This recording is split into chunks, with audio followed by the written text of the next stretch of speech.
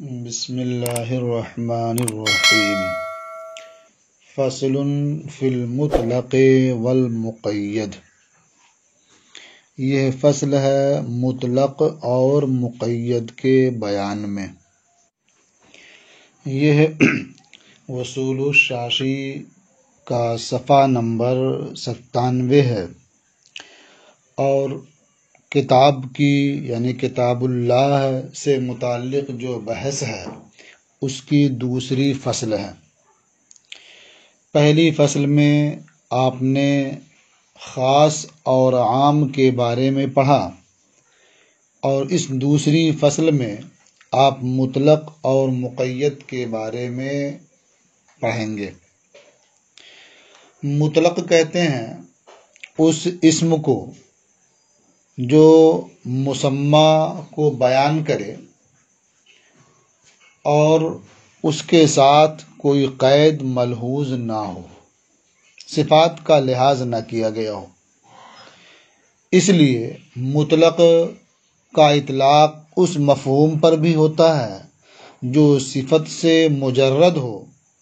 اور اس مفہوم پر بھی ہوتا ہے جو صفت سے مزین ہو۔ تو اس طرح سے مطلق کا اطلاق مسمى پر ہوتا ہے۔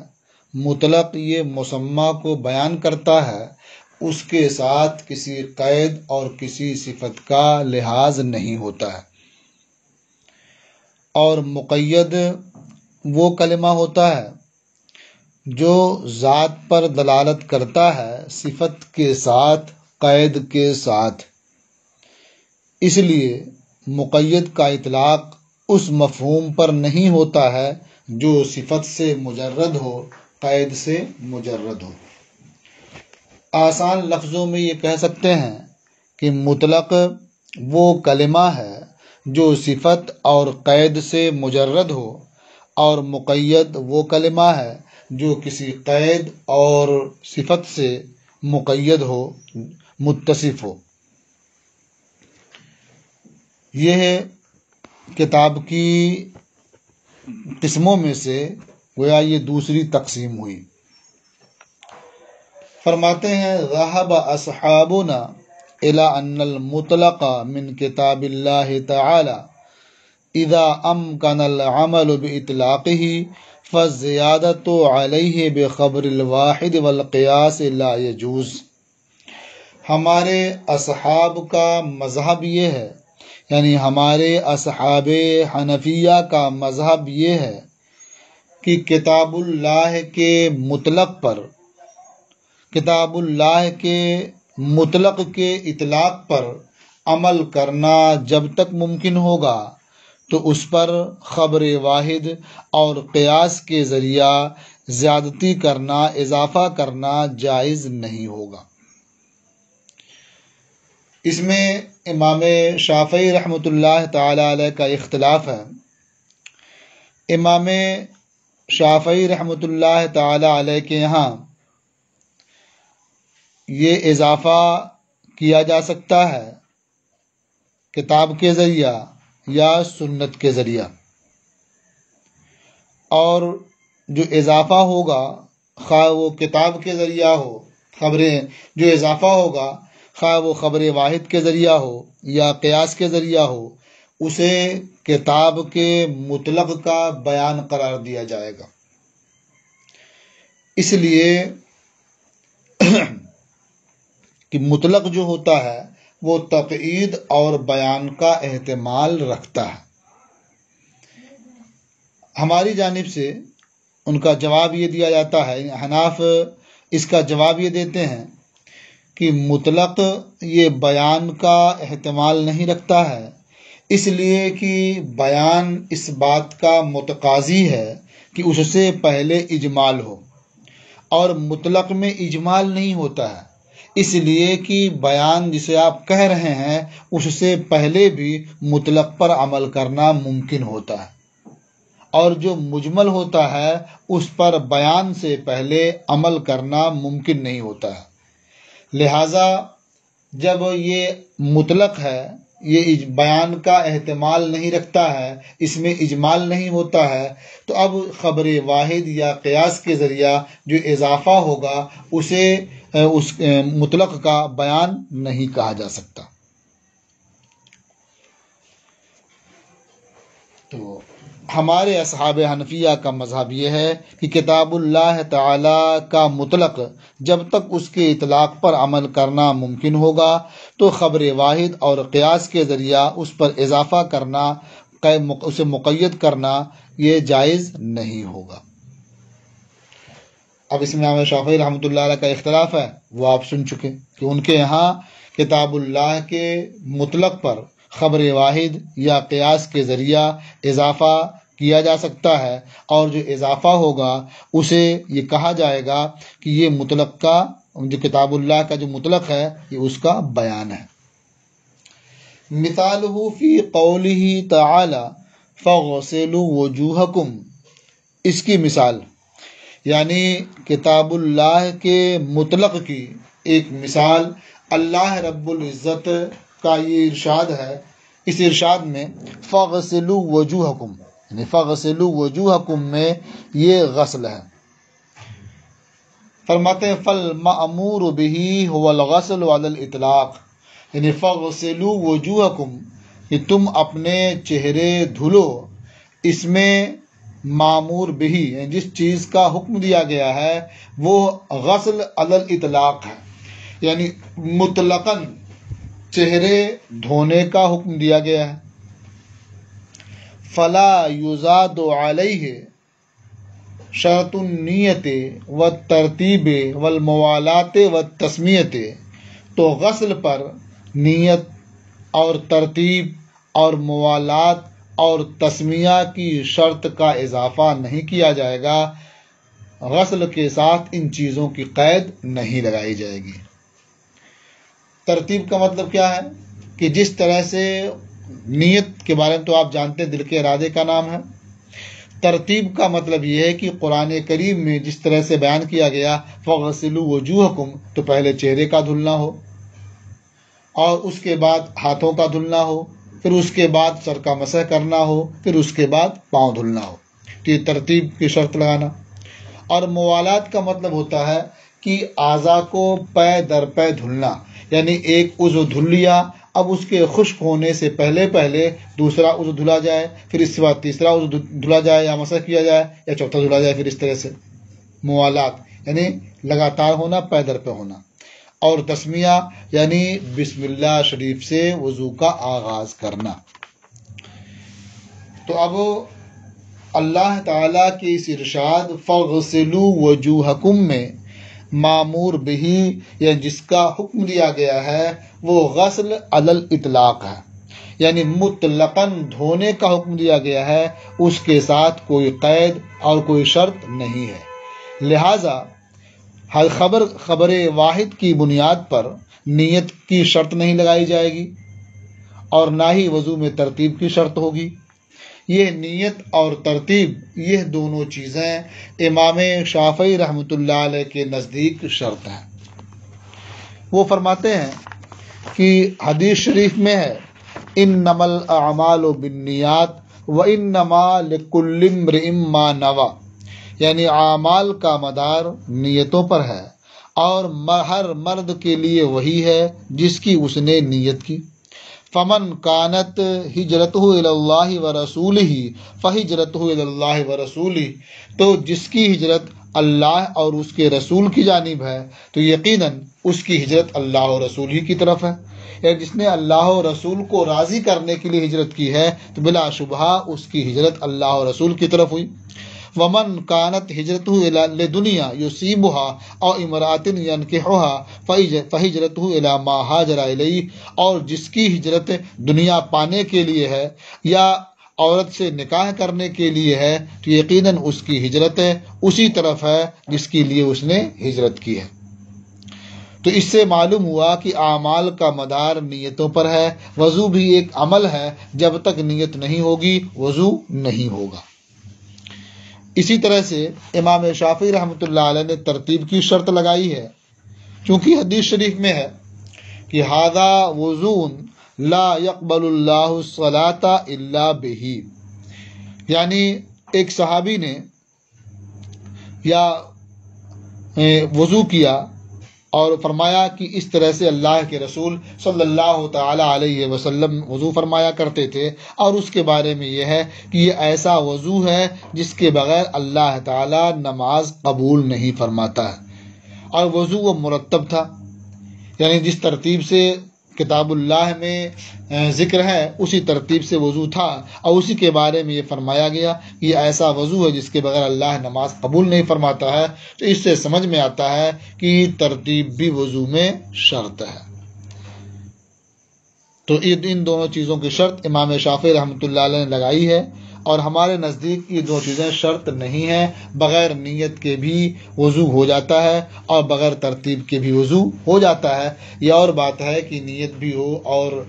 ترتیب بھی ہو تو یہ بہتر ہے۔ نیت ہوگی وضو کرنے کی تو اسے اجر و ثواب ملے گا، اور نیت نہیں ہے ویسے ہی وضو کر لیا تو اس کا وضو ہو جائے گا، یعنی نماز ادا کرنے کے لیے جو طہارت شرط ہے وہ چیز پالی جائے گی۔ یہ اور بات ہے کہ وضو کرنے پر جو مستقل اجر و ثواب ہے وہ نیت نہ ہونے کی وجہ سے نہیں ملے گا۔ اور امام مالک رحمۃ اللہ تعالی علیہ نے موالات کی شرط لگائی ہے، موالات کی شرط لگائی، اس کی دلیل یہ یعنی اس کی دلیل یہ ہے کہ ایک شخص نے نماز ادا کی اور اس کے پاؤں میں تھوڑی چمک تھی، یعنی اس کا پاؤں بھیگا نہیں تھا، خشک تھا، اس لیے الگ معلوم ہو رہا تھا۔ جب وہ نماز سے فارغ ہوا تو نبی کریم صلی اللہ تعالی علیہ وسلم نے اسے حکم دیا کہ تم دوبارہ وضو کرو اور دوبارہ نماز پڑھو۔ تو ظاہر بات ہے کہ اگر موالات ضروری نہ ہوتی تو حضور اسے فرماتے کہ اتنا حصہ باقی رہ گیا ہے، جا کر کے اسے دھل لو،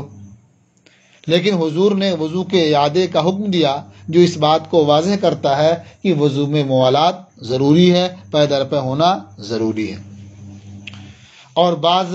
فقہا نے تسمیہ کی بھی شرط لگائی ہے، ان کی دلیل یہ ہے کہ حدیث شریف میں ہے لا وضو لمن لم یذکر اسم اللہ علیہ، یعنی اس شخص کا وضو نہیں ہے جس نے وضو کرنے میں اللہ تعالیٰ کا نام نہیں لیا، بسم اللہ نہیں پڑھی۔ تو یہ چیزیں ہیں کہ فقہا نے خبر کے ذریعہ ان کا اضافہ کیا ہے، لیکن جو احناف کے نزدیک ضابطہ ہے کہ کتاب اللہ کے مطلق پر جب تک عمل کرنا ممکن ہے تو خبر واحد اور قیاس کے ذریعہ اس پر اضافہ نہیں ہوگا، تو اس آیت میں معمور بہی وغسل مطلقاً ہے اور اس پر عمل ہو سکتا ہے، اس لیے نیت، ترتیب، موالات اور تسمیہ وغیرہ کی شرط نہیں لگائی جائے گی خبر کے ذریعہ۔ ہاں، خبر میں یہ چیزیں وارد ہیں، اس لیے اس پر عمل کیا جائے گا وہ اس طور پر کہ کتاب اللہ کے حکم میں کسی طرح کی کوئی تبدیلی نہ ہونے پائے۔ تو پھر یہ کہا جائے گا کہ غسل مطلق یہ کتاب اللہ کی روح سے فرض ہے، اور نیت یہ خبر کی روح سے سنت ہے۔ تو اب یہ جو نیت ایک کا ذکر کر دیا گیا ہے، باقی ترتیب، موالات، تسمیہ یہ سب اسی میں آ جائیں گے، یعنی یہ ساری چیزیں خبر کی روح سے سنت ہیں، اور مطلقاً دھلنا یہ کتاب کی روح سے فرض ہے۔ ولیکن یعمل بالخبر علی وجہ لا یتغیر بہ حکم الکتاب، لیکن خبر پر عمل کیا جائے گا ایسے طریقے پر کہ جس سے کتاب کا حکم نہ بدلے۔ تو کہا جائے گا کہ غسل مطلق یہ فرض ہے کتاب کی روح سے، اور نیت یہ سنت ہے خبر کی روح سے۔ یہ ایک مثال ہوئی مطلق کی۔ ایک دوسری مثال پیش فرماتے ہیں، وَكَذَلِكَ قُلْنَا فِي قَوْلِهِ تَعَالَى الزَّانِيَةُ وَالزَّانِي فَاجْلِدُوا كُلَّ وَاحِدٍ مِّنْهُمَا 100 جلدہ۔ اللہ تعالیٰ نے فرمایا کہ زانیہ اور زانی ان میں سے ہر ایک کو 100 کوڑے مارو۔ تو اللہ تعالیٰ کے اس ارشاد میں جلد 100 یعنی 100 کوڑا مارنے کو زنا کی حد قرار دیا گیا۔ 100 کوڑا مارنا یہ زنا کی حد ہے، اور ایک حدیث میں ہے کہ البکرو بالبکر جلد و مئتن و تغریب و عامن، یعنی جب غیر شادی شدہ سے زنا کے مرتکب ہوں تو 100 کوڑا مارنا ہے اور 1 سال شہر بدر کرنا ہے۔ تو اس سے یہ معلوم ہوتا ہے کہ زنا کی حد صرف کوڑا مارنا نہیں ہے، بلکہ اس کے ساتھ ساتھ 1 سال شہر بدر کرنا بھی ہے۔ اور کتاب سے یہ معلوم ہوتا ہے کہ صرف کوڑا مارنا ہی یہ زنا کی حد ہے۔ تو اب اگر تغریب عام کا اضافہ کر دیا جائے تو جو کتاب کا حکم ہے وہ بدل جائے گا، اس لیے یہاں تغریب عام کا اضافہ نہیں کیا جائے گا۔ لیکن چونکہ حدیث میں وارد ہے اس لیے اس پر اس انداز سے عمل کیا جائے گا کہ کتاب کے حکم میں کوئی تبدیلی نہ ہونے پائے۔ تو یہ کہا جائے گا کہ یہ کوڑا مارنا حد شرعی ہے کتاب کی روح سے، یعنی شرع نے جو حد مقرر کی ہے وہ کوڑا مارنا ہی ہے۔ رہ گیا مسئلہ 1 سال کے لیے شہر بدر کرنے کا، آبادی سے نکال کر کے باہر کر دینے کا، تو یہ مشروع ہے، یعنی یہ جائز ہے اور امام اور حاکم کے سپرد ہے سیاستاً۔ یعنی اگر وہ یہ سمجھیں کہ شہر بدر کرنا ضروری ہے تو وہ شہر بدر کر سکتے ہیں، خبر کی روح سے انہیں اس کی اجازت ہے۔ تو عمل دونوں پر ہوا، کتاب پر بھی اور خبر پر بھی، لیکن دونوں کی جہتیں الگ الگ ہیں۔ حد جو ہے شرعاً وہ 100 کوڑا مارنا ہے، اور شہر بدر کرنا یہ خبر کی روح سے سیاستاً مشروع ہے، جائز ہے۔ حاکم اور امام جو ہوں وہ اگر اس کی ضرورت محسوس کریں تو یہ بھی کر سکتے ہیں۔ اب یہاں ایک مسئلہ یہ ہے کہ الزانیۃ والزانی میں مراد لیا گیا کہ جو شادی شدہ ہیں، جو غیر شادی شدہ ہیں، اس لیے کہ جو شادی شدہ ہیں ان کے تعلق سے ایک دوسری آیت ہے جس کی تلاوت منسوخ ہو چکی ہے لیکن حکم باقی ہے۔ وہ آیت ہے الشیخ والشیخۃ اذا زنیا فرجموہما نکالا من اللہ، یعنی بوڑھا مرد اور بوڑھی عورت جب یہ دونوں زنا کا ارتکاب کریں تو انہیں پتھر سنگسار کرو، یہ اللہ کی جانب سے سزا ہے۔ تو اس میں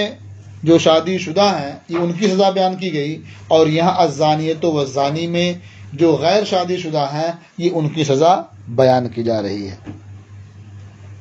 اب یہاں یہ حکمت بھی ہے کہ الزانیۃ والزانی میں زانیہ کو پہلے ذکر کیا گیا اور زانی کو بعد میں، اس لیے کہ زنا کا جو سبب ہوتا ہے یہ شہوت ہوتی ہے، اور شہوت مردوں کی بنسبت عورتوں میں زیادہ ہوتی ہے، اس لیے الزانیہ کو مقدم رکھا۔ اور السارق والسارقۃ والے مسئلے میں چور کا ذکر پہلے ہوا، اس لیے کہ چوری کا جو سبب ہوتا ہے وہ جرأت اور ہمت ہے۔ جرأت اور ہمت نہ ہو تو آدمی چوری نہیں کر سکتا ہے، اور ظاہر ہے کہ جرأت و ہمت اور بہادری یہ مرد میں زیادہ ہوتی ہے عورت کی بنسبت، اس لیے وہاں سارق کو مقدم کیا گیا۔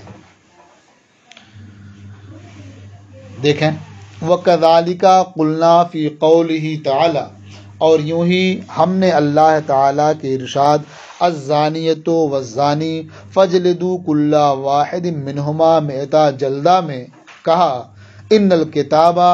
جعل جلد المئۃ حدا للزنا فلا یزاد علیہ التغریب حدا لقوله علیہ السلام البکر بالبکر جلد مئۃ وتغریب عام، کہ کتاب نے 100 کوڑا مارنے کو زنا کی حد قرار دیا ہے، تو اب اس پر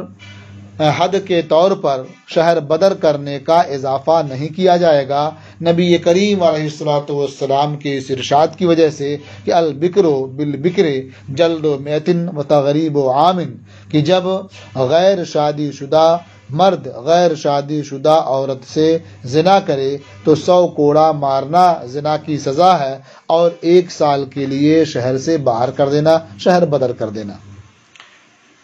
تو اضافہ نہیں کرے گا، بل یعمل بالخبر علی وجہ لا یتغیر به حکم الکتاب، بلکہ خبر پر عمل کیا جائے گا ایسے طریقے پر کہ جس سے کتاب کے حکم میں کوئی تبدیلی نہ ہونے پائے۔ فیکون الجلد حدا شرعیہ، تو کوڑا مارنا یہ شرعی حد ہوگی کتاب کی روح سے، والتغریب مشروعا سیاستاً بحکم الخبر، اور شہر بدر کرنا یہ مشروع ہوگا سیاستاً خبر کی روح سے، یعنی یہ امام اور حاکم کے سپرد ہوگا۔ اگر وہ شہر بدر کرنا مناسب سمجھتے ہیں، یہ ضروری سمجھتے ہیں، تو اسے شہر بدر بھی کر سکتے ہیں۔ یہ مطلق کی دو مثالیں ہوئیں۔ ایک مثال آپ اور سماعت کر لیں۔ فرماتے ہیں وَكَذَلِكَ قَوْلُهُ تَعَالَى وَلْيَطَّوَّفُوا بِالْبَيْتِ الْعَتِيقِ، اور یوں ہی اللہ تعالیٰ کا ارشاد کہ انہیں خانہ کعبہ کا طواف کرنا چاہیے، یہ مطلق ہے طواف بیت کے مسمى میں، یعنی طواف کا مطلقاً حکم دیا گیا ہے، تو طواف نام ہے چکر لگانے کا، طواف بیت نام ہوا خانہ کعبہ کے گرد چکر لگانے کا۔ تو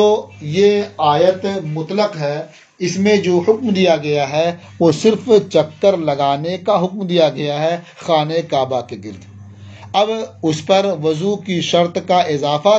کرنا یہ کتاب اللہ پر اضافہ ہوگا، زیادتی ہوگی،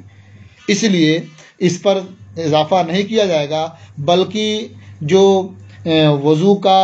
حکم سمجھا جاتا ہے حدیث شریف سے، مثلا اللہ کے رسول صلی اللہ تعالی علیہ وسلم کا ارشاد ہے کہ الطواف بالبیت صلاۃ، خانہ کعبہ کا طواف کرنا یہ نماز ہے۔ تو ظاہر ہے جس طرح سے نماز میں طہارت ضروری ہے، اسی طرح سے خانہ کعبہ کا طواف کرنے میں بھی طہارت ضروری ہوگی۔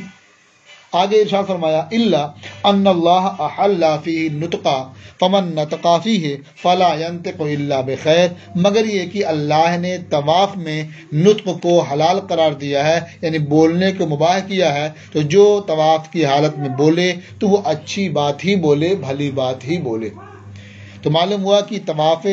خانہ کعبہ یہ نماز ہی کی طرح سے ہے، بس فرق یہ ہے کہ نماز کے ارکان دوسرے ہیں، نماز میں بولنا یہ منع ہے اور طواف میں بولنا یہ منع نہیں ہے، بات کرنا یہ جائز ہے۔ تو نماز میں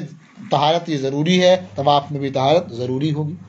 لیکن اگر طواف میں طہارت کو ضروری قرار دے دیا جائے، اس کا اضافہ کر دیا جائے، تو جو کتاب کا مطلق ہے وہ باقی نہیں رہ جائے گا۔ اس لیے اس پر جو خبر میں وارد اس پر عمل کرنے کی صورت یہ ہوگی کہ جو کتاب کی روح سے مطلق طواف یہ فرض ہے اور خبر کی روح سے وضو کرنا یہ واجب ہے۔ تو اب اگر کسی نے بغیر وضو کے طواف کر لیا تو ظاہر ہے کہ وضو کرنا واجب تھا، وہ ترک ہوا، اب اس کی وجہ سے جو کمی پیدا ہوئی وہ دم دے کر کے پوری کی جا سکتی ہے۔ اور اگر وضو کو مطلقاً طواف کے لیے شرط قرار دے دیں، اس کا حصہ مانیں، تو پھر سرے سے طواف ہوگا ہی نہیں، اور وہ فرض ساقط ہو جائے تو اس کے لیے اس طرح سے جو واجب کے سقوط پر دم ہے اس سے تلافی اس کی نہیں ہو سکتی۔ تو اب بغیر وضو کے طواف کر لیا کسی نے تو ایک بکری ذبح کر دے اس کے بدلے۔ فرماتے ہیں وَكَذَلِكَ قَوْلُهُ تَعَالَى، اور یوں ہی اللہ تعالیٰ کا ارشاد وَلْيَطَّوَّفُوا بِالْبَيْتِ الْعَتِيقِ، اور انہیں خانہ کعبہ کا طواف کرنا چاہیے، یعنی حج میں یہ طواف زیارت ہے جو فرض ہے۔ مطلق فی مسمی الطواف بالبیت، یہ قول طواف بیت کے مسمى میں معنی میں مطلق ہے۔